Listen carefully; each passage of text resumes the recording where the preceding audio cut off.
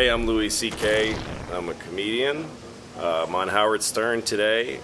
I'm very excited. I've been listening to Howard since I was a very young man, and so being on the show, that's a big deal. I have no idea what he's going to ask me about. I don't know what we're going to talk about. I guess I'm going to promote my show, Lucky Louie, which is on HBO on Sundays. So we'll see. I don't know. Rumor has it there's some pretty good stories you have. I guess, I talked to a guy on the phone and told him some stories, but it was like 3 months ago or more, so I don't even remember. I don't remember what stories I told him that maybe Howard would ask me about. So I don't know what the fuck's about to happen. You're a little nervous about it? I am a little, because I don't know what he's going to ask me about. I'm like trying to put myself in the head of the show, like, okay, we're having me on. Right. I'm not going to just come on and promote my show. This isn't Regis and Kathy Lee, so it's not the kind of show Howard is. So you're thinking there's got to be some angle going on. Yeah, I'm trying to remember what I told the producer about it, because I kind of go on a bit, like I got a big mouth and I like to talk about myself. So I just talked to some dude on the phone for about an hour, and I don't know what of that he's going to ask me about. George, I want to introduce you now to Louie C.K. Louie C.K. is a comic. He got his own sitcom on HBO. And he is here to promote it. And I think it's someone you need to meet. So, big shot, big star, Louie C.K. Well, not yet, but hello. Hello. Nice to meet you. Nice to meet you. And George Takei over there. Yeah. Artie, you know. Hi, Hey, good to George. see you. I met you a long time ago. Where did we meet? I was writing for Conan, and we did a bit with you. Oh, and yeah, was my way back when. long time ago. I thought that you met him at a Star Trek convention. Conan is a Star Trek fan. Yes, he is. Oh, is he? Oh, yes, good. he's very, very... He looks like, his hair looks like a Star Trek alien. Yes. Yeah, it does, doesn't it? I've never seen so much height on hair. I mean, I have height, but he's got real height. Mm-hmm. And that color.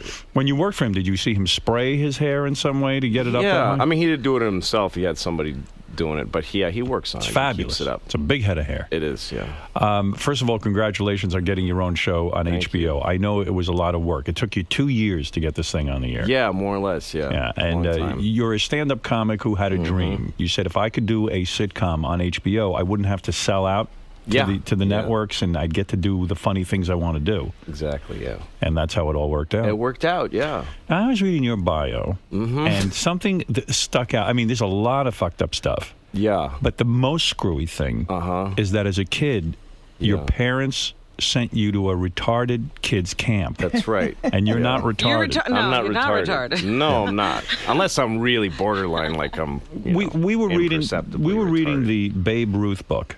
Yeah. And Babe Ruth's parents were so horrible. They had a bunch of kids. They didn't like Babe Ruth. Right. And they just dropped him off at an orphanage. Yeah. Wow. And while you, It's like what the Red Sox did, sort of same thing. Yeah, that's right. But I'm not sure that what happened to you is that much worse. Your parents would send you to a retarded kids camp. Yeah. Were they associated with the camp? No. What was their rationale for doing that? Well, they didn't decide to do that. It was a mistake. Oh, it was a mistake. It was because they didn't realize you were smart? No, they didn't know the camp was retarded. Oh, I see. It wasn't How that long they thought did it I was take them retarded. to find out? Well, this camp, I think my teacher actually recommended it, so maybe the teacher thought I was retarded. I don't know. I actually went back and looked into it. Like, I called a counselor who I really liked, and I asked him what happened. And right. Because I just showed up there, and I looked around, and I'm like, I guess I'm retarded, from looking around the place. I guess I'm going to be drooling a Are you lot. talking about how they kids with Down syndrome? And, there were a lot of kids. Wow. Well, kids also that had cerebral palsy, kids in wheelchairs. Some kids just had emotional problems. Like, some kids were just Maybe you had an emotional problem. Maybe. Well, I think I'm 38. Somebody would have told me by now what. Could it have not been being polite all these years? If you're smart about it, though, in a way, couldn't you be king of the camp? Right. Weren't you like a Superman in a sense? Here you weren't retarded. I know when I went to camp, I couldn't play softball. I was not good at anything. Yeah, you must have been the most popular and the biggest star of the camp. Not really. At a retarded camp, you were not the most popular. I was kind of a faggot at a retarded camp. Really? Yeah. Why is that? Because you stuck Sorry, out? George. I don't mean That's that. the N-word to George. Louie. We've been over that. I shook a finger at him. Yeah. Do you have a retarded girlfriend? What? At Oh, the did camp. I thought you meant now. Like I just Now, I too. can't get off without it being a. That would have been retard. great if you had one now. You're Yeah. on HBO. I think you could do better than a retarded. Sure. Yeah. Were there attractive girls at the retarded camp? I think I remember there being some pretty nice-looking girls. Yeah. Right. Did you manage to get any? Not girl- the Down syndrome chicks. They weren't all that hot. I don't find that hot. What is it? The big forehead, the flat nose. guess so, What, yeah. what is it? The drool? You mean what turns me off? Yeah, but about the Down. yeah, about the Down syndrome. What's the matter? You like Asian girls? I don't know. I was Finger from George. I was in 3rd grade, so I was only starting to understand I see. everything. So you were But I went for ostracized. 3 years, though. You went for 3. You went back. I went back. That's a problem. You tell your parents Yeah. that most of the kids at the camp are a little slow, and they send you back. Well, the weird thing about it is my dad sent me because he thought I was a little soft, like I wasn't tough. So he thought he'd send me to camp because camp is where, you get the shit beat out of you, people pee Right. on you, and you jerk off on a cracker and all those things that are supposed to make you a man. All the fun stuff. Yeah, like eventually you end up in Abu Ghraib doing it to other people. Like That's right. supposed to make you an American male. Did you ever ask? Did anyone ask you why you were there? Did the counselor say you shouldn't be here? keep Well, going I back year remember after year. this one counselor was always sort of took me aside and hung out with me, and I had called him though recently because I wanted to find out, did this happen to me? Right. And he said, well, that camp was supposed to be a mainstreaming camp where we had normal kids and I see. retarded kids, but nobody sent their normal Right, you were the kids. I was the only only one normal whose kid. stupid parents Wow. sent me. Did you find yourself dumbing it down to try to fit in? Did you ever drool or? Well, you'd here's the call thing like, about retarded kids is that they're dangerous. They're fucked up people. And like one kid used to throw a rock at me every time he saw me. Right. And so I had to cope with that this kid, every time I saw him, he'd throw a rock at me, and I had to eventually tell him. I just told him to cut it out. Do you think he was Stop. jealous of your intelligence? No, they don't think it out. They're Right. retarded. They're not like a He whole... didn't even probably know he could kill you with the rock. No, he had no idea, Yeah. and that's what a counselor told me. I went to a counselor, and he said, "Well, we can't give you like an escort everywhere, so you have to confront him." What That's was the amazing. thinking So I went up to this behind putting normal people and retarded children Well, there together? was. Well, they didn't but want it to didn't segregate work. them. He was the only normal I'm one the there. only one. it was a I mean, mistake. So it was like that's a whole ridiculous. retarded community and me trying to get Yeah. used to me. Did you ever kiss a retarded girl? By the time, let's see, you started in 3rd grade, so you finished up in 6th grade. That's when guys start kissing and maybe touching some titties. Right. Did you ever put the moves on a retarded girl? No. Never I did. didn't kiss a girl till I was like, till I was a junior, freshman in high school or something like Sounds that. like the George Takei story. Yeah, no, I didn't get. I just had bad luck with girls. I was horny constantly. I wanted to fuck all of them. I'm reading so many. I would have had sex with a retarded girl back then easily. You're not kidding because I was reading about you with the prostitutes. You had quite a background. When with I was hookers. younger, I used Yeah. to go see the hookers sometimes. Yeah, You had an odd childhood. Why did Yeah. you go see hookers? I don't know, Robin. I was horny. He was horny and he couldn't get regular He chicks. And I couldn't get regular That's chicks. how That's bad That's it the only. was. I don't understand that Yeah. question. If you give them $20, they'll blow you. Why would Why wouldn't you take advantage That's of that? why we go see hookers. Yeah, but I mean, you don't make a habit of it. I mean, he Sure was you going do. out It with- wasn't like a habit, I guess, but I did I it. just gave a 20 to a guy for a Screech T-shirt. Yeah. Yeah. We got blown. We got fucked. Were they the real like crack hoe types, or were Well, you... one time I remember on the West Side Highway in some awful place. I was. I in your wasn't car? looking for a hooker. The thing was, I was looking for motorcycle parts. There used to be a motorcycle place on 23rd and West. And you thought they'd be in a woman's vagina? I thought I would find maybe a couple of good cylinders and some crack hose pussy. I mean, you would go a couple of times to hookers. A lot of guys won't admit this stuff, especially when they get their series on HBO. Right. You try to clean up sure. your I past. went to a few hookers. Yeah, in my past. But real street hookers, like you'd pull your car over to the side? Yeah, this was when I was young too. I just couldn't get with women. Like I couldn't talk to women well, and I couldn't pick women up and stuff. So I just started. I just drive down the street, and like Artie said, it's just so simple. Like this part. You did it by yourself, or you go with your friends? Never. Like I never got guys who like get do Groups stuff of guys together. together. That's gross to me. See, Artie did it with groups of friends. Yeah. Well, I'd no, never I do did that. once one night after party, and we all went and we all got blowjobs. From the same woman. Yeah, see, I can't. Two of us did. Two of us did. Well, yeah. whenever I did anything like that in my life, I was so filled with shame. I would never want another person around that knows me. I But just it's a want to big do move. it and then recover and take a shower. And, But it's a big move move to when you're a kid to pay $20-something to a That hooker. is. It really Who's is. got is, 20 yeah. bucks? Yeah, you I know. Exactly. None of No, us, but we're not this- Paris Lasticius or This- whatever. I mean, sometimes $20 it would when be you're like- spending it on weed. Howard, Yes. you should let him finish the story about the crack whore. Go ahead. I'm Oh sorry. no, it doesn't have No, to. please, Louie, go. We don't want to. We don't want to interrupt you. None of us have. Well, maybe Artie. Has been with a crack whore. I've been with whores who like crack, but not necessarily a crack, crack whore. whore. Yeah. Right. Well, I was on West Side Highway looking for this motorcycle. I couldn't find it, and I was on a payphone. And there's this place called the Terminal Hotel. It's still actually there, and the windows are busted. And out of one of these windows, I would have thought no people were allowed in this building. Right. This woman is hanging out and waving at me, and I'm like, okay, wave back. And then she bears her tits to me, Nice. and I go, okay. And the next thing I know, she's right next to me. She ran down. And she said, hey, you're cute. And I go, yeah, whatever. And she says, I'll blow you for $8, like an odd amount, $8. Yeah, and to me it was like, I can get blown now. Fuck the motorcycle. I'm going to go. But get how blown. insulting! She sized you up for $8. Yeah. You must have looked like a real loser. Hey, Lou, is that the one on the end of 14th Street, the Terminal Hotel, like that thing that's shaped like an angle Yeah, almost? no, not that one. That's the Liberty. The But, Liberty, yeah, the Liberty. Boy, That's you I know do all the That was a crack different hooks. whore. That's my right. goodness. Yeah, the Liberty But so is she shaped. took me into this place, and I had to give $20 to the guy to buzz us through the security door. I don't know how they got all this stuff in there because the building's like really condemned. And I'm walking through this building, and there's literally just like a bad movie. There's rats. I stepped over a guy. I swear to God, like laying on the ground. Shows you how strong the sex drive is. Yes, you know, it most is. people would run. That's what it was, and my heart was beating really fast. And we're going up these stairs, and some stairs are missing. It's that bad. Right. And then the next thing I know, I'm in this room, and it was winter, so I'm in this room, and the wind's blowing in this because the glass is shattered. And by the way, you know what the coincidence in this story is? What's that? The guy's laying on the ground with the rats. That was Yeah. Artie. That's probably. That's right. Yeah. Probably. Think of the mentality, though, of going to the West Side Highway for whores. You're like, I don't do well with women. Maybe I'll do better with guys dressed as women. Yeah. But so anyways, I'm on this mattress, this gross somebody was stabbed on it mattress. God! And this woman takes off her hat that she was wearing, and she had like chunks out of her hair, and I went like I gasped, and she said, "You don't like me now?" And I'm like, "No, you're beautiful." You know.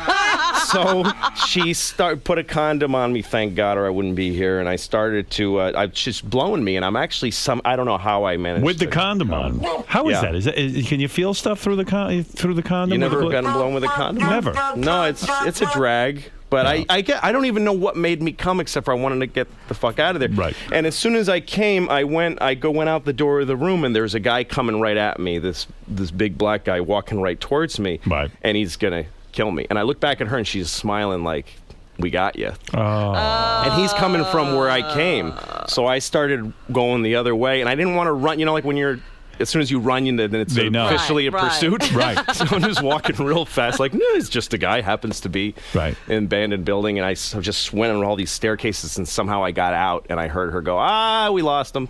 Wow. So that was a bad Were they moment going in to my kill life. you? You think? I'm pretty sure. Or rob I'm you, at pretty least. sure. Somebody else would have been man. stepping over me for You an want to hear $8 something blowjob later. horrifying? One time I went to the West Side Highway for a blowjob, and as she was starting, I said, I want to use a condom, and she said, I'm wearing one. A lot of the women are men, aren't they? Well, that's what you've seen.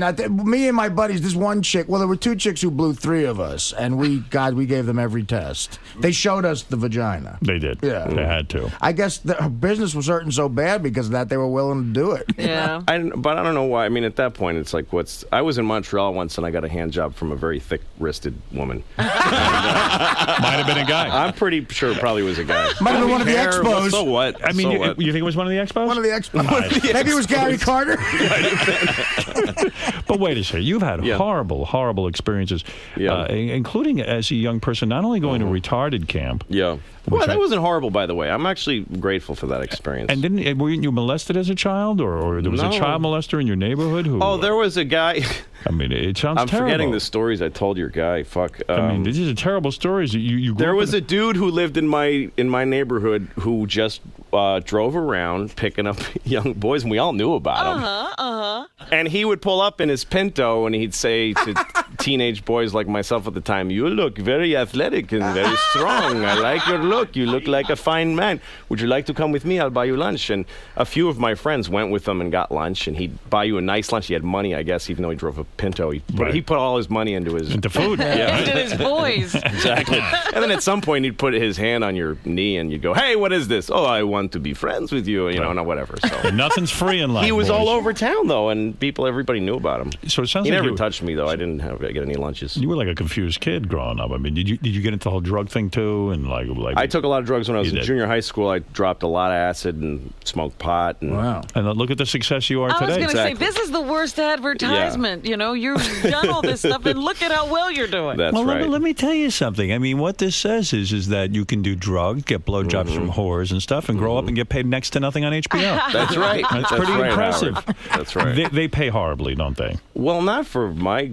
family lineage. I'm making more money than anybody who raised me. Sure, I'm doing great. I mean, I'm very happy. There's people that pay a lot more, but then you have to do it their way. Right. That's why a lot of people don't do shows on HBO, because that's one of the reasons. Like, a lot of people think it's just the networks keeping folks down, but that door's been open at HBO for everybody all these years. Anything goes on the show. I mean, you can deal with any topics. There's not a single thing you can't. You're a married guy on the show. Yeah. You are like a middle class guy, lower middle class guy. Lower middle class, working a muffler shop. And you can talk about any subjects. No subjects are taboo. Anything. We wondered if, like, HBO would say at some point, you know, even for HBO, that's too much.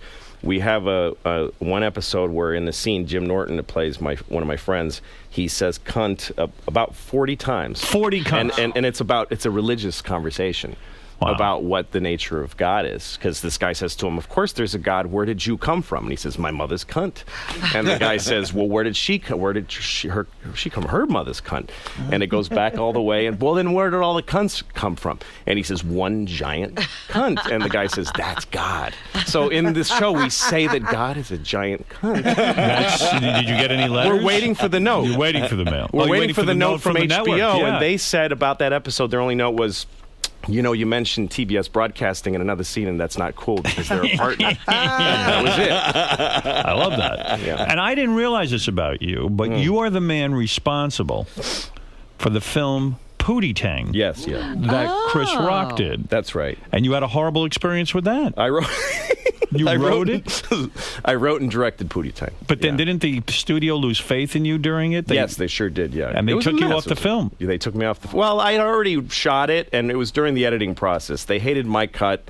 They fired my editor, got another guy, and let me do one more cut. Chris Rock was the star. He was, one of the stars, yeah. He read the script. He liked it. I assume the studio read the script and liked it. Yeah. Wasn't that a character that was sort of on the Chris Rock show? Yeah, Pootie Tang was Pootie the Tang. character we did on the Chris Rock show. Right. So, and you worked on that show, and you said, "Hey, I created the character there, yeah. I'm going to make a movie about Pootie Tang." Well, Chris asked me, "Do you think there's a movie in that guy?" And I said, "That's a You little should have nutty, called but I'll me. try it." I would have told you no.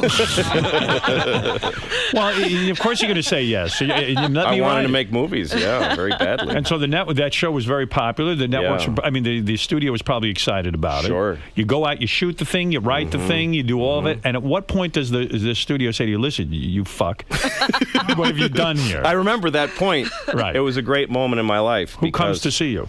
I got brought. They summon you. I got flown out to L.A. Nice. Are you thinking, "Wow, I'm getting flown to First LA. class. They don't even tell First you. class. I have no idea. Well, I smelled something, but they took me to Paramount. You know those gates. It's like you feel like that you're going to the White House. And I went to John Goldwyn's office. He was Samuel Goldwyn's grandson. He's a big guy. I know that guy. Yeah. And so I'm in his office. I'm in the most important office at Paramount. He was running the studio at the time, and I remember I walked in and he's shaking a little. He was so mad. And he just unloads. Everybody was there that was involved in the movie. And he just unloaded on me and said, "This movie is unreleasable.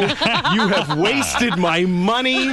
This is irresponsible. I have a problem with everyone here." And then this guy who was the president of MTV Films, they said, "Well, John, I don't think you really got the film." "How dare you say that to me?" He starts screaming at company presidents because of my movie. Wow. There was nothing redeemable about the movie. Now, Not to him, but here's the thing. is, how to do you me, go on in show business after well, something that like I'll that? never forget that moment because I feel all I wanted to do was make movies at the time, and it was being destroyed by Samuel Goldwyn's grandson. He knows something. Yeah, too. a little bit. Right. And I'm sitting there, but a part of me was outside of my body going, you are in the Paramount big office being yelled at by, how fucking cool is this?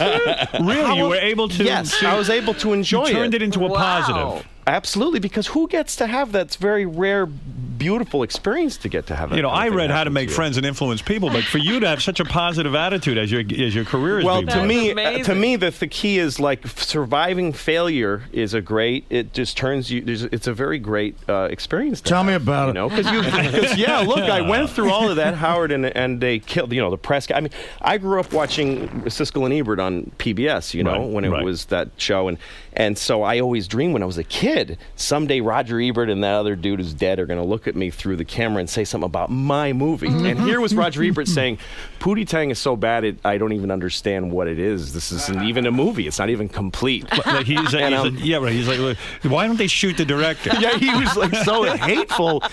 And I'm having the experience of becoming famous for making a movie everyone unanimously thinks is awful, including Robin, who I grew up listening to and loved too. Why did the studio, do you think, release Pootie Tang? Why didn't they just put it on the shelf? Because Chris was in it and he was hot. Right. Yeah. And you know, it made its money back, and I get good checks for Pootie Tang. It's doing really well. Yeah, it's That's a cult amazing. hit. People dig it. Wow. I can't look at 2 minutes of it because it just turned into a train wreck. But I think it might have been a good movie if we had done it all one way. It's just that they wanted to backtrack and try to do something else with it. And, You know, that kind of stuff. But it happens, yes. Yeah, it happens. Yeah, You gotta Artie. figure. Artie, speaking Maker of of what? Beer League, The yes. Maker of Beer League has something you want to say. Speaking of films, though, just to give Louie a plug, he made a movie called Tomorrow Night, which is one of the funniest fucking things I've ever seen. Yeah? Oh, that our thanks. friend Robert Smigel is actually in too. He's in it. Yeah. It's a few Steve years Carell's back. in that too. Is that available anywhere, Louie? It's under my bed somewhere. I never went to 'cause that- Sundance and it never got released. But Man, is the it thing funny. is that Louis- going through that though, Howard, and getting through it, and then a few months later realizing I survived that.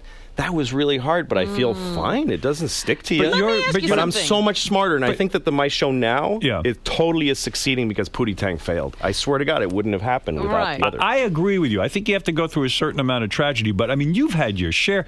But I wanted to ask, I mean, like, as a result of that, does Chris Rock, I mean, did people, like, move away from you for a while? A lot of people did. Chris hasn't spoken never to him. did. He never did. Chris and I are very good friends. good. Okay. And we wrote a movie together since then. We've done a lot of things Chris has together. never said, "You motherfucker."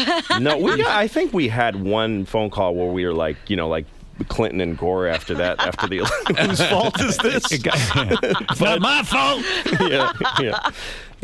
But no, it's but there are people that moved away from me, and they're all reading about me in the trades, having my Right, own show yeah. now. That's so right. I don't, after a The while, lesson here is your attitude. I mean, how you, what you yeah. glean from that horrible meeting with Yeah. Samuel Goldwyn's grandson ranting and raving at you, Yes. and you took it the way you did. You have that resilience. I think that's what makes I it think possible. that comes Well, from you going have to to. retarded camp. I think it's the $8 blowjobs myself.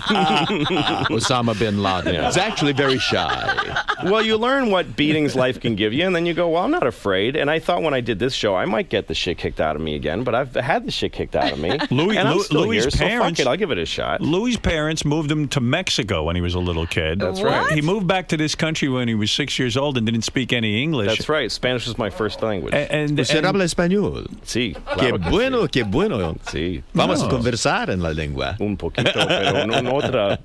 We're on the radio right now. I can listen to that all day.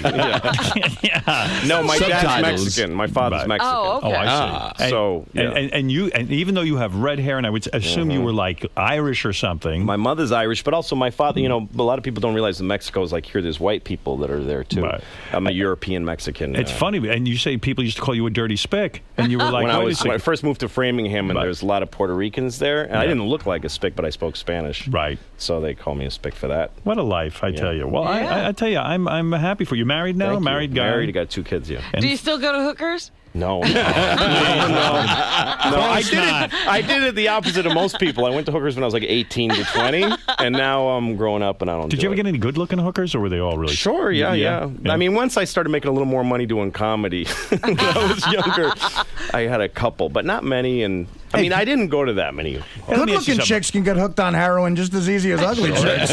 You know, Artie is going through a breakup right now with Dana, his beautiful girlfriend, because she wants to send him into therapy. He is not going to go into therapy. You know, why not? You just don't want to. I don't feel like it. Hey, did your wife force you to go into therapy? I went into therapy. And Louie C.K. I've been in therapy a couple of times. So Yeah, sure. is it okay for Artie to go to therapy? Should he not be afraid? There's nothing. What's going to happen? You just go. You start talking to somebody. You find out in a few minutes if it's good for you or not. Is it good for you? I like it. I stopped recently because I got tired of hearing my own shit. Like I got tired of it. I'd leave there going, God, I just feel gross. Like I just sucked my own dick after a while. But why did you start going in the first place?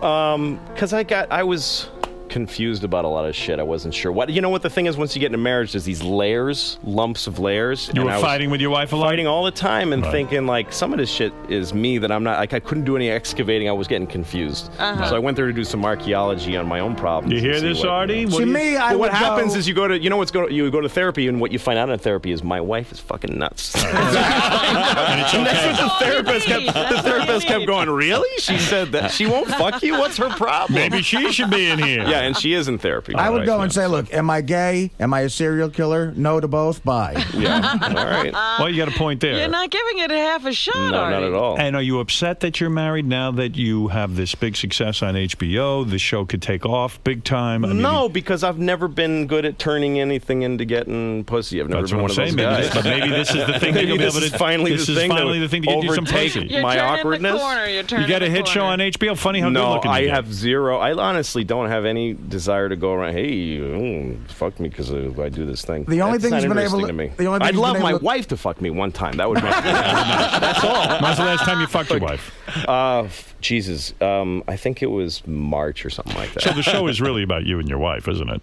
Yeah, it is. It's also about the woman that plays my wife on the show. She's hot.